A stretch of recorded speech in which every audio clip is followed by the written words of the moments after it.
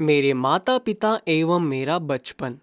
परम सत्य की खोज और उसके साथ जुड़े गुरु शिष्य संबंध प्राचीन काल से ही भारतीय संस्कृति की विशेषता रही है। इस खोज के मेरे अपने मार्ग ने मुझे एक भगवत स्वरूप सिद्ध पुरुष के पास पहुंचा दिया, जिनकी सुघड़ जीवन युग युगांतर का आदर्श बनने के लिए ही तराशा हुआ था। वे उन महान विभूतियों में से एक थे जो भारत का सच्चा वैभव रहे हैं। ऐसे सिद्ध जनों ने ही हर पीढ़ी में अवतारित होकर अपने देश को प्राचीन मिस्र एवं बेबीलोन के समान दुर्गति को प्राप्त होने से बचाया है। मुझे याद आता है, मेरे शैशव काल में पिछले जन्म की घटनाओं की स्मृतियां मेरे स्मृति पटल पर उभर रही थी। तथापि ये स्मृतियां उन घटनाओं के घटित होने के क्रम के अनुसार नहीं थी। बहुत पहले के जन्म की स्पष्ट स्मृतियां मुझ में जागती थी, जब मैं हिमालय में रहने वाला एक योगी था। अतीत की इन झांकियों ने किसी अज्ञात कड़ी से जुड़कर मुझे भविष्य की भी झलक दिखाई। शिशु अवस्था की असहाय के अवमाननाओं की स्मृति मुझ में अभी भी बनी हुई है। चल फिर पाने में और अपनी भावनाओं को मुक्त रूप से व्यक्त कर पाने में असमर्थ होने के कारण मैं विक्षुब्ध रहता था। अपने शरीर की अक्षमताओं का भान होते ही प्रार्थना की लहरें मेरे भीतर उठने लगती थी। मेरे व्याकुल भाव अनेक भाषाओं के शब्दों में मेरे मन में व्यक्त होते थे। विविध भाषाओं के आंतरिक संभ्रम के बीच मैं धीरे धीरे अपने लोगों के बंगाली शब्द सुनने का अभ्यस्त होता गया। यह थी शिशु मस्तिष्क की मन बहलाने की सीमा, जिसे बड़े लोग केवल खिलौने और अंगूठा चूसने तक ही सीमित मानते हैं। इन मानसिक विषुबद्धता और मेरा साथ न देने वाले शरीर के कारण मैं कई बार झल्लाकर आकुलता से रो पड़ता था। मेरी आकुलता पर पारिवारिक में सबको होने वाली विस्मय मुझे याद है। सुखद स्मृतियां भी अनेक हैं। मेरी माँ का दुलार और तुतलाने तथा लड़खड़ा के चलने के मेरे आरंभिक प्रयास। इन आरंभिक सफलताओं को सामान्यतः जल्द ही भुला दिया जाता है, परंतु फिर भी ये आत्मविश्वास की स्वाभाविक आधारशिलाएं होती हैं। मेरी इन सुदूरगामी स्मृतियों का होना कोई अपूर्व बात नहीं है। अनेक योगियों के विषय में ज्ञात है कि उन्होंने जन्म मृत्यु के नाटकीय अवस्था परिवर्तन में भी अपने आत्मबोध को बनाए रखा। यदि मनुष्य केवल शरीर होता तो निसंशय उसकी मृत्यु के साथ ही उसका अस्तित्व समाप्त हो जाता, किंतु यदि युग युगांतर से सिद्ध महात्माओं ने सत्य प्रतिपादित किया है तो मानव मूलतः अशरीर सर्वव्यापी आत्मा है। शैशवावस्था की सुपुष्ट स्मृतियों का होना विलक्षण तो है, किंतु ऐसी घटनाएं अति दुर्लभ भी नहीं। अनेक देशों में यात्रा करते हुए मैंने अनेक सत्यनिष्ठ स्त्री पुरुषों के मुख से उनकी शैशवावस्था की स्मृतियां सुनी है। मेरा जन्म पूर्वोत्तर भारत में हिमालय पर्वत श्रेणी के निकट स्थित गोरखपुर में जनवरी में हुआ था। वहीं मेरे जीवन के पहले 8 वर्ष व्यतीत हुए थे। हम 8 बच्चे थे, 4 भाई और 4 बहनें। मैं मुकुंद लाल घोष, भाइयों में दूसरा और माता पिता की चौथी संतान था। मेरे माता पिता बंगाली क्षत्रिय थे, दोनों ही संत प्रकृति के थे। उनके शांत एवं शालीन दाम्पत्य प्रेम में कभी कोई अनर्थक व्यवहार व्यक्त नहीं हुआ। माता पिता के बीच आपसी सामंजस्य चारों ओर चलने वाले 8 नन्हे जीवों के कोलाहल का शांत केंद्र था। मेरे पिता श्री भगवती चरण घोष स्वभाव से दयालु, गंभीर और कभी कभी कठोर थे। उनसे अत्यंत प्यार करते हुए भी हम बच्चे उनके आदर युक्त दूरी बनाए रखते थे। वे असाधारण गणितज्ञ और तर्क शास्त्रों वेता थे तथा मुख्यतः अपनी बुद्धि से ही काम लेते थे, किंतु माँ तो स्नेह की देवी थी और हमें केवल प्रेम के द्वारा ही सिखाती थी। माँ के देहांत के पश्चात पिताजी अपनी आंतरिक कोमलता अधिक स्पष्ट रूप से व्यक्त करने लगे। तब मैंने देखा कि उनकी आंखों में प्राय मेरी माँ की आंखों की झलक दिखाई पड़ती थी। माँ के सानिध्य में हम बच्चों का बचपन में ही धर्म ग्रंथों के साथ कटु मधुर परिचय हो गया। अनुशासन की आवश्यकता पड़ने पर माँ रामायण और महाभारत से प्रसंगोचित कहानियां हमें सुनाती थी। ऐसे अवसरों पर डांट और शिक्षा दोनों ही साथ साथ चलते थे। पिताजी के प्रति आदर के प्रतीक स्वरूप कार्यालय से उनके घर आने पर उनका स्वागत करने के लिए शाम में माँ हम बच्चों को कपड़े आदि पहनाकर ध्यानपूर्वक तैयार करती। पिताजी भारत की तत्कालीन बड़ी कंपनियों में से एक बंगाल नागपुर रेलवे बीएनआर के उपाध्यक्ष वाइस प्रेसिडेंट के समक्ष पद पर कार्य करते थे। यात्रा उनके कार्य का एक हिस्सा थी। हमारा परिवार मेरे बाल्यकाल में अनेक शहरों में रहा। माँ गरीबों की सहायता के लिए सदा तत्पर रहती थी। पिताजी भी इस मामले में करुणापूर्ण दृष्टिकोण रखते थे, परंतु अपनी आर्थिक सीमा के अंदर ही व्यय करना पसंद करते थे। एक बार 15 दिनों में माँ ने गरीबों को खिलाने में पिताजी की मासिक आय से अधिक रकम खर्च कर दी।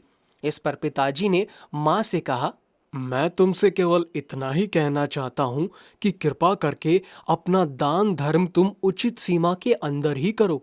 माँ को अपने पति की ये सौम्य उलाहना भी व्यथाजनक लगी।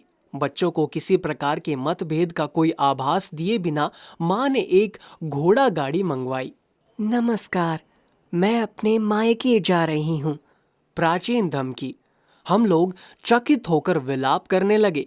उसी समय संयोगवश हमारे मामा वहां आ गए। उन्होंने पिताजी के कान में फुसफुसाकर धीरे से कोई परामर्श दिया। निसंशय सदियों से चला आ रहा कोई उपाय। पिताजी के कुछ संधिजनक स्पष्टीकरण के बाद माँ ने खुशी खुशी घोड़ा गाड़ी लौटा दी। अपने माता पिता के बीच मेरे द्वारा देखे गए एकमात्र विवाद का इस प्रकार अंत हुआ। परंतु एक विशेष संवाद मुझे याद आता है। कृपया अभी अभी घर पर आई एक असहाय महिला को देने के लिए मुझे 10 रुपए दीजिए। माँ की मुस्कुराहट में मनाने की एक अपनी शक्ति थी। 10 किस लिए? 1 रुपया काफी है। पिताजी ने इसके साथ औचित्य समर्थन भी जोड़ दिया। जब मेरे पिताजी और दादा की अचानक मृत्यु हो गई, तब मैंने गरीबों को पहली बार अनुभव किया। मीलों चलकर स्कूल जाने से पहले मेरा नाश्ता होता था, केवल एक छोटा केला। कॉलेज पहुंचने तक मेरी अवस्था इतनी बुरी हो गई कि मैंने एक धनी न्यायाधीश से मासिक 1 रुपए की सहायता के लिए प्रार्थना की। उसने ये कहते हुए मना कर दिया कि 1 रुपया भी मूल्यवान होता है। उस 1 रुपए के मना किए जाने की आपको इतनी बड़ी कड़वी याद आई? माँ के हृदय से तत्काल तर्क उभरा।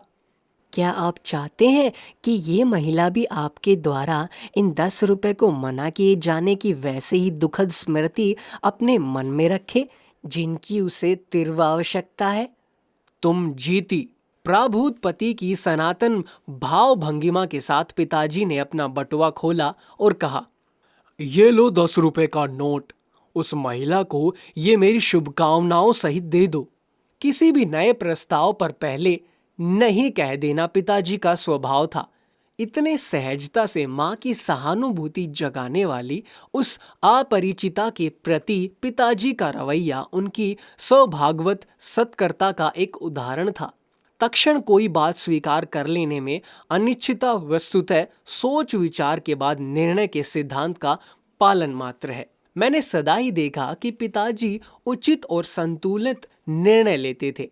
यदि मैं अपने अनेकानेक अनुरोधों के पक्ष में 1-2 अच्छे तर्क प्रस्तुत कर देता तो वे सदा ही मेरी इच्छा पूरी कर देते, चाहे वो इच्छा छुट्टियों में भ्रमण यात्रा की हो या नई मोटरसाइकिल की।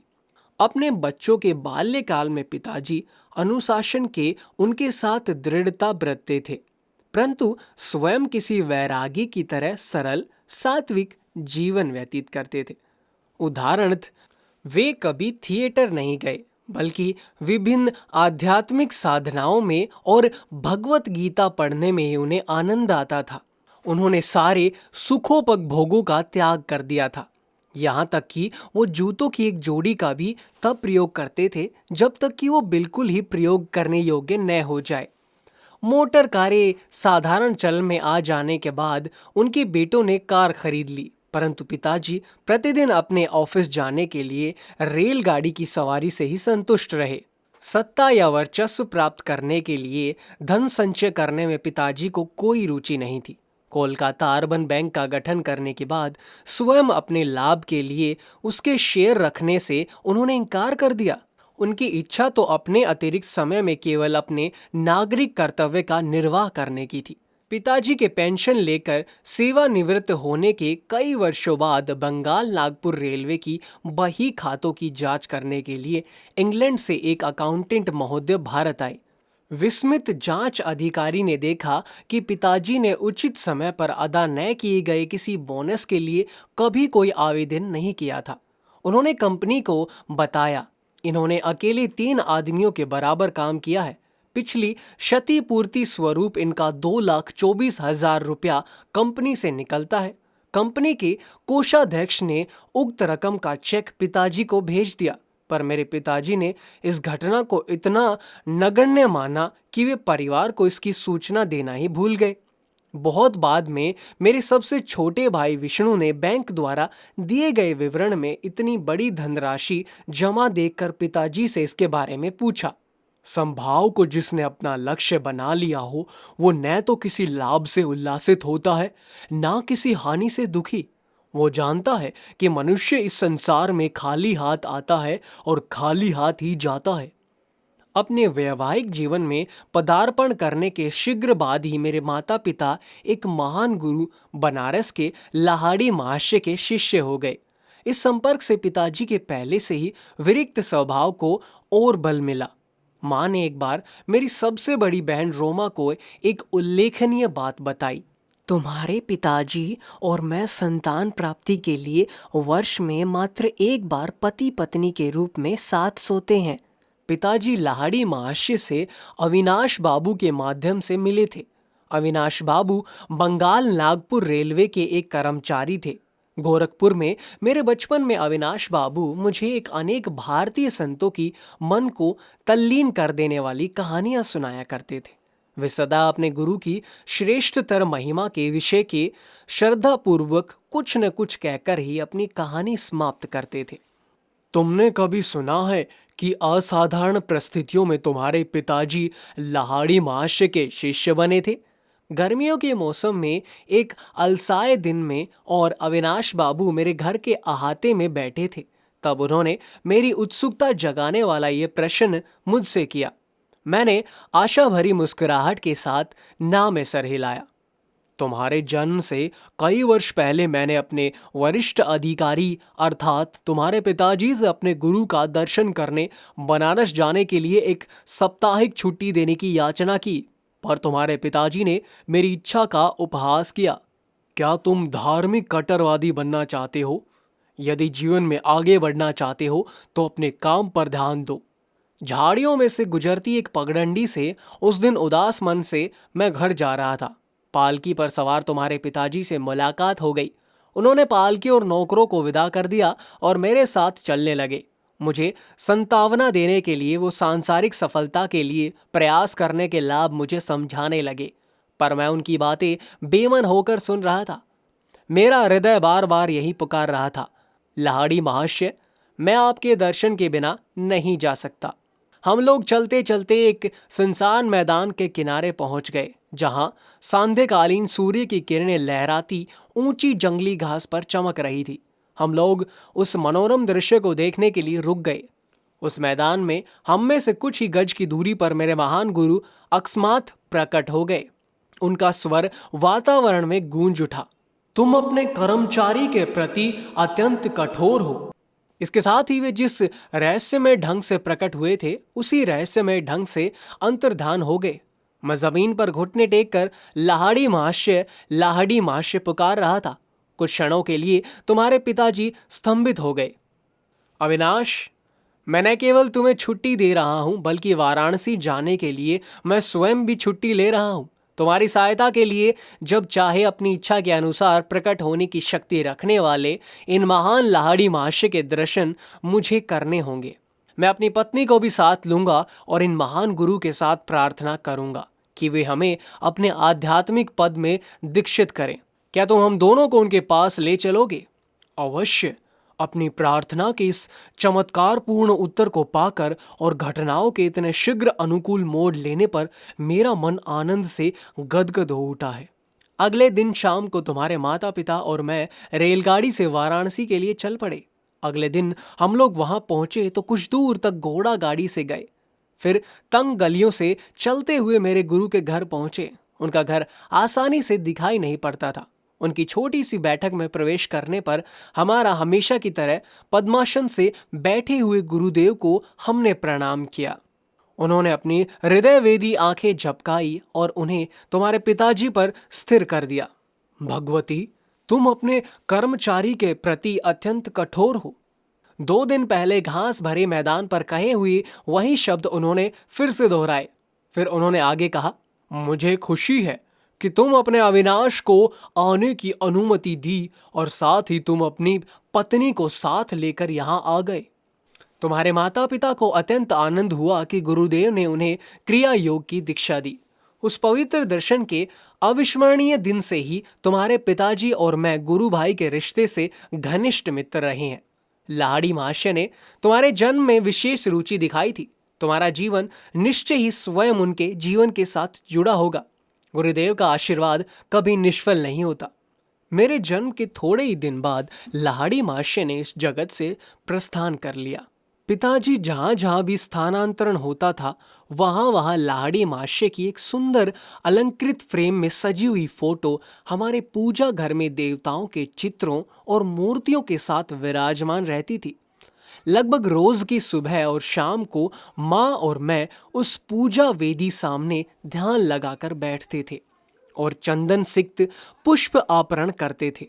धूप और गूगल के साथ अपनी संयुक्त भक्ति द्वारा हम उस ईश्वरत्व की पूजा करते थे जो लाहड़ी महाशय में पूर्णतः अभिव्यक्त हुआ था। उनकी उस फोटो का मेरे जीवन पर जबरदस्त प्रभाव पड़ा। जैसे जैसे मैं बड़ा होता गया वैसे वैसे मेरे मन में उस महान गुरु का विचार अधिक दृढ़ होता गया। ध्यान में प्राय मैं देखता कि उनकी छवि उस छोटे से फ्रेम से बाहर आ गई है और जीवित रूप धारण कर मेरे सामने बैठ गई है। जब मैं उनके ज्योतिर्मय शरीर के चरणों का स्पर्श करने का प्रयास करता तब वे बदल कर पुनः चित्र बन जाते। जब मैंने बाल्यावस्था से किशोरावस्था में प्रवेश किया तब मैंने देखा कि फ्रेम में जकड़ी लाहड़ी महाशय की छोटी सी छवि मेरे मन में जीवित ज्ञान प्रदायिनी उपस्थित बनकर विराजमान हो चुकी है। किसी उलझन या परीक्षा की घड़ी में मैं प्राय उनसे प्रार्थना करता और अपने अंतर में उनका संतावनादायक मार्गदर्शन पाता।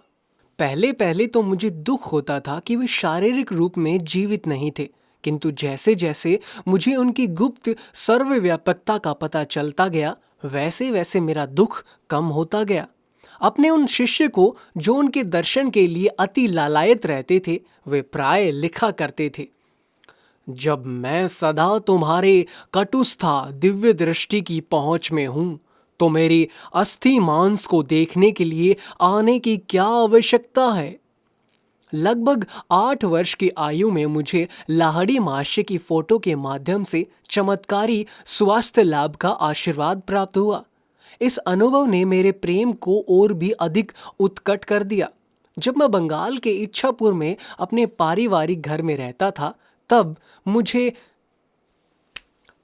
हैजा हो गया। मेरे बचने की कोई आशा नहीं रही। डॉक्टर कुछ भी नहीं कर पा रहे थे। मेरे बिस्तर के पास बैठी माँ ने भाव विहलता के अतिरिक्त के साथ मेरे सिर के ऊपर टंगी लाहड़ी महाशय की फोटो की ओर देखने का मुझे इशारा किया। उन्हें मन ही मन प्रणाम करो। वे जानती थी कि प्रणाम करने के लिए हाथ उठाने की शक्ति मुझ में नहीं बची थी। यदि तुम सचमुच अपनी भक्ति प्रकट करोगे और अपने अंतर में उनका चरण स्पर्श करोगे तो तुम्हें जीवन दान मिल जाएगा। मैंने उनकी फोटो की ओर देखा तो वहां आंखें चौंधियां देने वाले परखर प्रकाश दिखाई पड़ा जिसने मेरे शरीर और पूरे कमरे को अपने में समा लिया। मेरी चिल्लाहट और मेरे अन्य अनियंत्रणीय लक्षण समाप्त हो गए। मैं स्वस्थ हो गया। तत्क्षण ही मुझ में इतनी शक्ति आ गई कि अपने गुरु में अपार श्रद्धा रखने वाली माँ का मैंने झुककर चरण स्पर्श किया। माँ बार बार उस छोटी सी फोटो पर अपना माथा टेक रही थी। हे सर्वव्यापी गुरुदेव, मैं आपकी कृतज्ञ हूँ कि आपके आलोक ने मेरे पुत्र को अच्छा कर दिया। मैं समझ गया कि उन्होंने भी इस तेजो में ज्योति का दर्शन किया था, जिसकी महिमा से मैं उस साधारणतया प्राणघातक साबित होने वाली बीमारी से एकाएक अच्छा हो गया था। मेरे पास जो भी कुछ अनमोल चीजें हैं, उनमें एक वो फोटो भी है। स्वयं लाहड़ी महाशय द्वारा पिताजी को दी गई ये फोटो एक पवित्र संपंदन से युक्त है। इस फोटो के पीछे भी एक चमत्कारिक कहानी है। मैंने ये कहानी पिताजी के गुरु भाई काली कुमार राय से सुनी थी। ऐसा प्रतीत होता है कि लाहड़ी महाशय को अपनी फोटो खिंचवाना अच्छा नहीं लगता था। एक बार उनके विरोध के बावजूद उनकी और उनके कई शिष्यों की, जिनमें काली कुमार राय भी शामिल थे, एक सामूहिक फोटो खींची गई। पर उस पर फोटोग्राफर के आश्चर्य की सीमा न रही जब उसने देखा कि उस फोटो में सभी शिष्यों के चित्र तो एकदम स्पष्ट दिखाई दे रहे थे, परंतु बीच में जहां उसने लाहड़ी महाशय का चित्र होने की सार्थक आशा की थी, कोई आकृति नहीं थी। वहां स्थान बिल्कुल खाली था। इस विस्मयकारी घटना पर खूब चर्चा हुई। एक शिष्य गंगाधर बाबू ने, जो कि एक कुशल फोटोग्राफर थे, डींग मारी कि लाहड़ी महाशय चाहे जो कर ले, वे उनकी फोटो अवश्य खींच सकते हैं। अगले दिन प्रातःकाल जब गुरुदेव लकड़ी की बेंच पर पद्मासन में बैठे थे और उनके पीछे एक कपड़े का पर्दा भी लगा दिया था, तब गंगाधर बाबू अपने साज सामान के साथ वहां पहुंच गए। सफलता के लिए सारी सावधानियां बरतते हुए उन्होंने उत्कंठापूर्वक 12 फोटो खींची, किंतु शीघ्र ही उन्हें दिखाई पड़ा कि हर प्लेट पर लकड़ी की बेंच और पर्दे का चित्र तो स्पष्ट है, पर गुरुदेव की आकृति का पुनः कहीं पता नहीं। गंगाधर बाबू का अभिमान चूर चूर हो गया। अश्रु बहाते हुए वे दौड़े दौड़े लाहड़ी महाशय के पास पहुंचे। कई घंटों के बाद लाहड़ी महाशय ने इस सार्ग भरती वाक्य के साथ अपना मौन तोड़ा। मैं ब्रह्म हूं। क्या तुम्हारा कैमरा सर्वव्यापी अगोचर का चित्र खींच सकता है? गंगाधर बाबू ने कहा, मैं देख रहा हूं कि नहीं खींच सकता, परंतु हे सर्व गुरुदेव, आपके देह मंदिर की एक फोटो प्राप्त करने की बहुत इच्छा है। मेरी दृष्टि संकुचित रही है। आज तक मैं ये नहीं समझ पाया था कि आप में ब्रह्म पूर्ण रूप से वास करता है। फिर कल सुबह आओ, मैं तुम्हारे कैमरे के सामने बैठकर फोटो खिंचवा लूंगा। पुनः फोटोग्राफर ने अपना कैमरा फोकस किया। इस बार अगोचर रहस्यमयता के आवरण से रहित उस पवित्र महापुरुष की आकृति प्लेट पर स्पष्ट रूप से उभर आई। गुरुदेव ने इसके बाद कभी भी अपनी कोई फोटो नहीं खिंचवाई, कम से कम मैंने नहीं देखी। वही फोटो इस पुस्तक में छपी है। सांचे में ढली लाहड़ी महाशय की मुखाकृति से कुछ पता नहीं चल पाता कि वो किस कुल वंश के थे।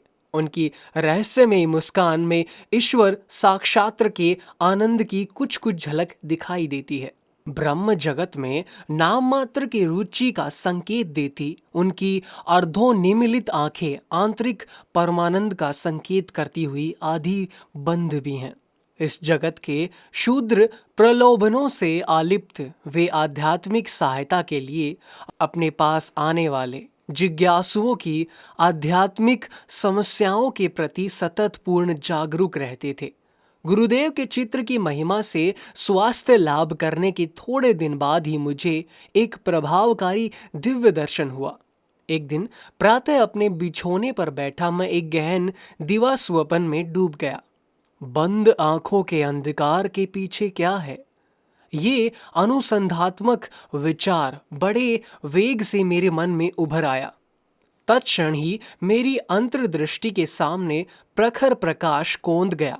मेरे ललाट में विस्तीर्ण दीप्तिमान पटों पर पर्वत गुफाओं में ध्यानस्थ बैठे संतों की आकृतियां छोटे छोटे चलचित्रों की भांति प्रकट होने लगी।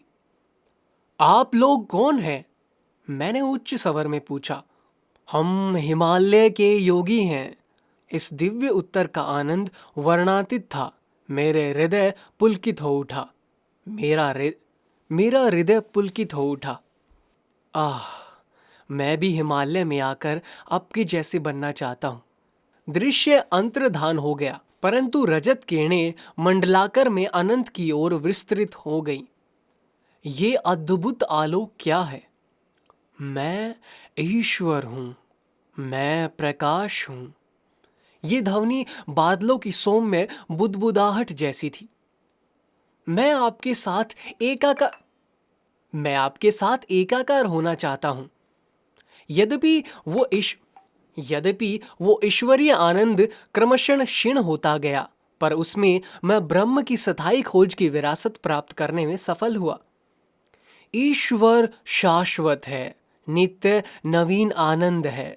ये स्मृति मेरे हृदय पटल पर इस अनुभव के बाद लंबे समय तक बनी रही। बचपन की एक अन्य स्मृति असाधारण है और उल्लेखनीय है, क्योंकि उसका चिन्ह आज भी मेरे हाथ पर है। एक दिन प्रातः समय मैं और मेरी बड़ी बहन उमा अपने गोरखपुर के घर के आहते में नीम के पेड़ के नीचे बैठे थे। आसपास के तोतों को नीम के पके फल खाते मैं निहार रहा था, और बीच में जो समय मिलता उसमें मैं उमा दीदी मुझे बंगाली की पहली पुस्तक पढ़ने में मदद करती थी। उमा दीदी ने अपने पैर पे फोड़ा होने की बात बताई और वो उस पर लगाने के लिए मरहम की एक डिबिया ले आई। मैंने उसमें से थोड़ा मरहम लेकर अपने हाथ पर लगा लिया। तुम निरोग हाथ पर मरहम क्यों लगा रहे हो? बात ऐसी है दीदी, मुझे लग रहा है कि कल मुझे ये फोड़ा होने वाला है। चल झूठा कहीं का। दीदी, जब तक तुम कल सुबह क्या होता है ये देख नहीं लेती, तब तक मुझे झूठा नहीं कह सकती। मुझे क्रोध आया। उमा पर उसका कोई असर नहीं पड़ा और उसने 3 बार अपने व्यंग्य को दोहराया। एक दृढ़ निश्चय मेरी आवाज में ध्वनित होने लगा जब मैंने धीरे धीरे कहना शुरू किया। मैं अपनी इच्छा शक्ति के बल के साथ कहता हूँ कि कल मेरे हाथ पर इसी जगह एक काफी बड़ा फोड़ा निकल आएगा और तुम्हारा फोड़ा सूजकर दुगना हो जाएगा। सुबह मेरे हाथ पर एक बहुत बड़ा फोड़ा निकल आया और उमा का फोड़ा आकार में दोगुना हो गया। मेरी बहन चीखती हुई माँ के पास भागी। माँ, मुकुंद जादू टोना करना सीख गया है। माँ ने गंभीर होकर मुझसे कहा कि हानि करने के लिए मैं शब्द शक्ति का प्रयोग कभी न करूं। मैंने माँ का वो उपदेश सदा ही याद रखा और उसका पालन किया। मेरे फोड़े का इलाज चीरे से हुआ। डॉक्टर के चीरे से बना हुआ चिन्ह आज भी वर्तमान है। मेरे दाहिने हाथ पर मनुष्य के शब्द की शक्ति का नित्य स्मरण दिलाता हुआ ये चिन्ह स्मारक के रूप में विद्यमान है। गहरी एकाग्रत के साथ उमा को कहे गए उन साधारण एवं प्रकटतः हानिकारक प्रतीत होने वाले शब्दों में बम के सुदर्श विस्फोटक पर निश्चित परिणाम उत्पन्न करने की पर्याप्त शक्ति निहित थी। बाद में मेरी समझ में आया कि किसी के जीवन को संकट से बचाने के लिए वाणी की विस्फोटक संपदन शक्ति का सदुपयोग किया जा सकता है और इस प्रकार बिना चिन्ह या कष्ट रहित शल्य चिकित्सा की जा सकती है। हमारा परिवार पंजाब के लाहौर शहर में स्थानांतरित हुआ। वहां मैंने देवी काली के रूप में जगन माता का एक चित्र प्राप्त किया। हमारे घर की बालकनी में इस चित्र का अनौपचारिक मंदिर बना। मेरे मन में अनायास ही ये निश्चित विश्वास पैदा हो गया कि उस पवित्र स्थान पर की गई मेरी किसी भी प्रार्थना को पूर्ति का ताज पहना दिया जाएगा। एक दिन वहां उमा के साथ खड़ा होकर मैं 2 लड़कों को 2 घरों की छतों पर पतंग उड़ाते देख रहा था।